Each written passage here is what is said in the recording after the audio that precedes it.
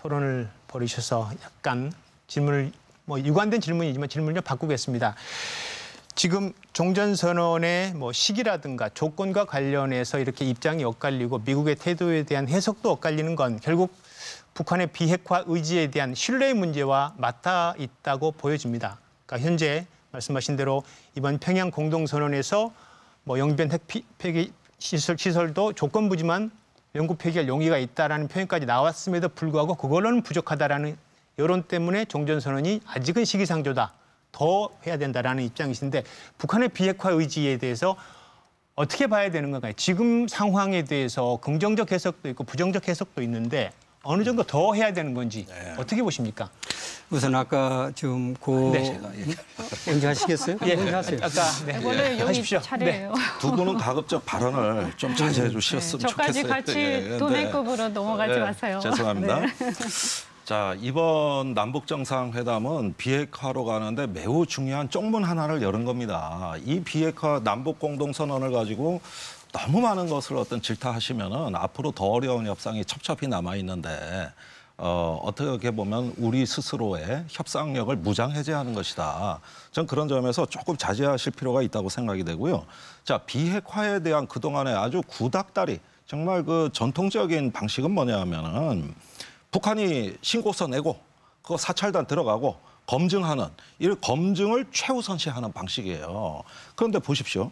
지금까지 비핵화에 대해서 제네바 합의 또 9.19 공동성명 여러 차례 합의가 있는데 처음엔 다 잘 갔습니다.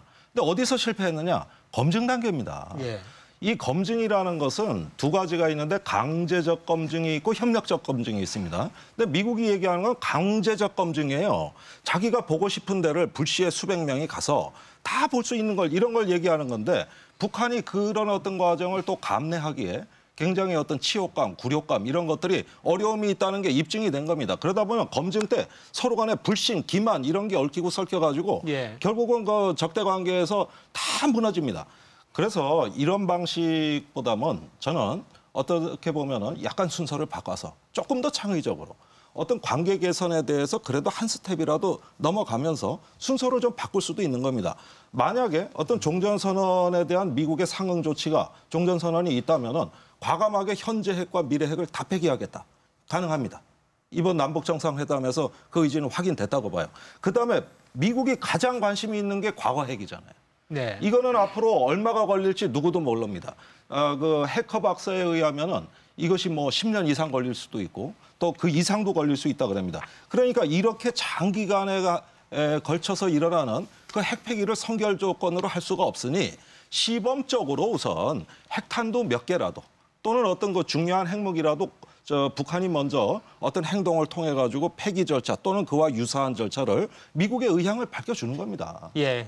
그러면서 이제는 그런 방식이 먼저 있고 사찰, 검증 이런 것들을 오히려 후순위로 배치를 해가지고 지속적으로 그 범위를 조금씩 넓혀나가는 이런 방식이 어떠냐. 이게 아니고 우선 신고서부터 내라 그러면 어떻게 되느냐. 미국의 정보당국이 우리 아는 거하고 다르다. 가짜다. 이러면서 의심이 또 충돌해가지고 옛날에 2.13 합의가 무너지던 거하고 똑같은 방식으로 다시 되풀이됩니다. 그러니까 이런 과정을 겪는 것보다는 조금 더 제3의 길, 창의적 방식으로 갈 수 있다. 저는 이런 점들이 지금 남북미 간에 논의되고 있다고 봅니다. 예. 오늘 부드럽게 북한 얘기 좀 하나 드리고 싶습니다. 제가 항량역